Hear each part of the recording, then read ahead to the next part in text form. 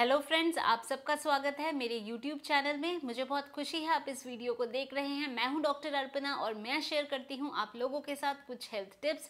साथ ही हम बात करते हैं कुछ बीमारियों के बारे में, उनके सिम्टम्स के बारे में, कैसे उन सिम्टम्स के साथ डील किया जाए और होम्योपैथी आपको कैसे मदद कर सकती है। तो चलिए आज हम बात करेंगे इंजरीज़ के बारे में कि इंजरीज़ में कैसे होम्योपैथी आपको हेल्प कर सकती है। एज अ फर्स्ट एड कैसे आप होम्योपैथी से पूरा फ़ायदा उठा सकते हैं। तो इससे पहले कि मैं अपना टॉपिक शुरू करूं, आप सब लोगों से कहना चाहूँगी, अगर आपने मेरा चैनल अभी तक नहीं सब्सक्राइब किया तो इसको अभी सब्सक्राइब कर लीजिए। साथ ही साथ बेल आइकन को दबाना ना भूलें ताकि मैं जब भी कोई वीडियो पब्लिश करूं या मैं लाइव कंसल्टेशंस कर रही हूं तो आप मेरे साथ जुड़ सकते हैं, आप नोटिफाइड रहेंगे, आप लोगों तक नोटिफिकेशन पहुँच जाएगी अगर आप बेल आइकन को दबाएंगे। तो चलिए अब शुरू करते हैं आज का टॉपिक, इंजरीज़ और इंजरी में आपको कैसे होम्योपैथी मदद कर सकती है। तो देखिए सबसे पहले हमें समझना है इंजरी यानी कि किसी तरह का चोट लगना, आपके बॉडी को किसी तरह का डैमेज होना। तो इंजरी कितने प्रकार के होते हैं। सबसे पहले तो हो सकता है मैकेनिकल इंजरी। मैकेनिकल इंजरी यानी आपको चोट लग गई, आप गिर गए, आपको अब मैकेनिकल इंजरी भी हो सकता है कि आपके स्किन में हो, मसल्स में हो, या दूसरा हो सकता है कि बोन में आपको प्रॉब्लम हो, बोन में आपको चोट लगे, हड्डी में चोट लगे, फ्रैक्चर हो। तो ये हो गए हमारे मैकेनिकल इंजरी। दूसरा हो सकता है कि जो कि आपको किसी ऑब्जेक्ट से लगता है, जैसे चाकू है, कोई पॉइंटेड चीज़ें हैं, नेल्स है, या कोई भी जैसे इंसेक्ट बाइट है, तो ये एक तरह का इंजरी हो सकता है।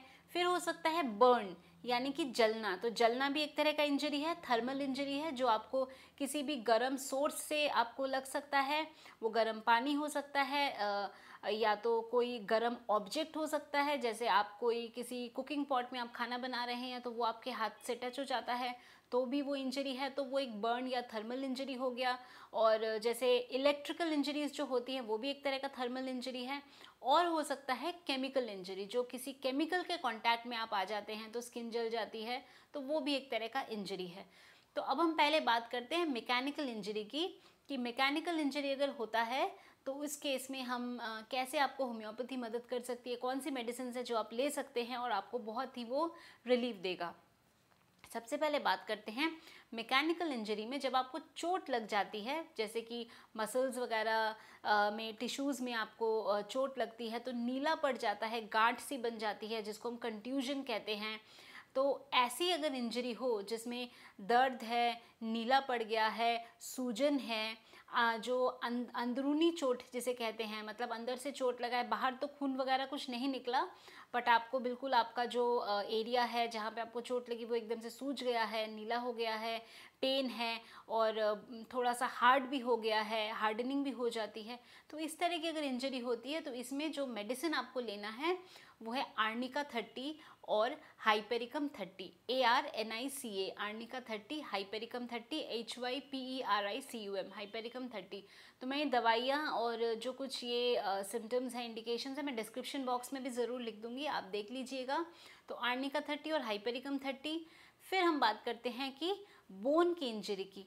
अगर कभी हड्डियों में आपको कभी इंजरी होती है, अगर फ्रैक्चर भी होता है, तो जैसे फ्रैक्चर हुआ है तो आप प्लास्टर वगैरह उसमें करवाते हैं, पर उसमें भी हीलिंग जल्दी हो जाए।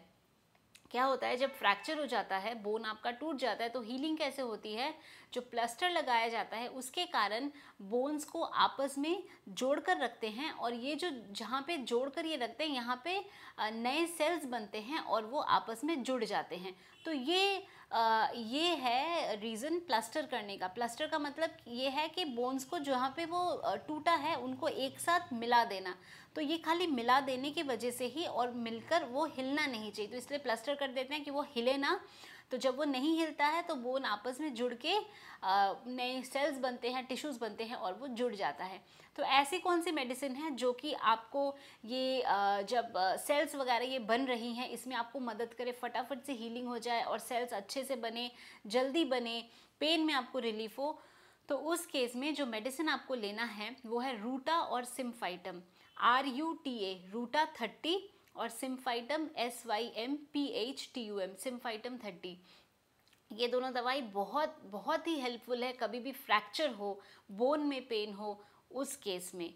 तो कभी ऐसा होता है कि जैसे बोन में चोट लगा है और फ्रैक्चर नहीं है, स्टिल आप ये मेडिसिन ले सकते हैं। अगर बोन में पेन है तो हेयर लाइन फ्रैक्चर में, तो इन सब में बहुत ये हेल्पफुल है। और ये भी मेडिसिन, जैसे मैंने पहला वाला मेडिसिन आपको बताया, आर्निका और हाइपेरिकम बताया, तो और ये है रूटा है और सिम्फाइटम है। मेडिसिन को आपको लेना है दिन में 4 बारी 5-5 गोलियां, पहले फर्स्ट वाली लेंगे, उसके 10 मिनट बाद फिर सेकंड वाली लेंगे, और दिन में 4-4 बारी आपको लेना है। आप इसको 15 दिन तक लें, जब तक आपका प्रॉब्लम है। फ्रैक्चर के केस में आप इसको, जब तक आपका प्लास्टर लगा हुआ है तब तक आप इसको ले सकते हैं। आप देखेंगे बहुत ही स्पीडी रिकवरी होगा, पेन में रिलीफ होगा, हीलिंग बहुत अच्छी होगी, और बहुत बहुत ही बेनिफिशियल मेडिसिन है होम्योपैथी की, तो आप ज़रूर इसको ले सकते हैं। चलिए अब हम बात करते हैं कि अगर किसी ऑब्जेक्ट से इंजरी है, जैसे कि नाइफ वगैरह से आपको इंजरी हुई है, या कुछ नेल्स हैं, मतलब कीले वगैरह हैं, उससे आपको इंजरी हुई है, तो उसमें क्या करेंगे। देखिए, अगर किसी पॉइंटेड ऑब्जेक्ट से इंजरी है, जैसे कुछ कील वील पड़ी है उससे इंजरी हो गई है, या मच्छर ने काटा है, किसी कीड़े मकोड़े ने काट दिया है, यानी कि पॉइंटेड ऑब्जेक्ट से आपको इंजरी हुई है, तो उस केस में आपको लेनी है लीडम पाल, LEDUM, लीडम PAL, पाल, लीडम पाल 30, ये मेडिसिन आप लें, बहुत अच्छा है। अब हम बात करते हैं, अगर नाइफ से डीप इंजरी है, यानी कि चाकू से डीप कुछ कट गया है, हाथ वाथ कट गए हैं और काफ़ी वो डीप गया है, यानी टिश्यूज़ तक इंजरी हुई है, तो ऐसी केस में स्टेफिसेग्रिया एक मेडिसिन है, स्टेफिसेग्रिया 30, वो आपको लेनी है। और मेडिसिन सबके बारे में मैं डिस्क्रिप्शन बॉक्स में लिख दूंगी। ये स्टेफिसेग्रिया 30 जब भी डीप वुंड हो, चाकू से किसी से आपका कट गया हो, तो और उसमें डीप टिश्यूज़ तक गया हो, काफ़ी डीप इंजरी में, और उसमें जैसे ब्लड लॉस होता है, ब्लड लॉस को कंट्रोल करने के लिए मेलिफोलियम मदर टिंचर, मेलिफोलियम Q, जैसे Q मैंने बताया है, Q stands for mother tincture, उसकी 10-10 बूंदे आधे कप पानी में आपको दिन में 3 बारी लेना है। और वो ब्लड लॉस जो हो रहा है बॉडी में, या ब्लड क्लॉट बन नहीं रहा है, खून बस बहता जा रहा है, तो उस केस में मेलिफोलियम आपको बहुत मदद करेगा।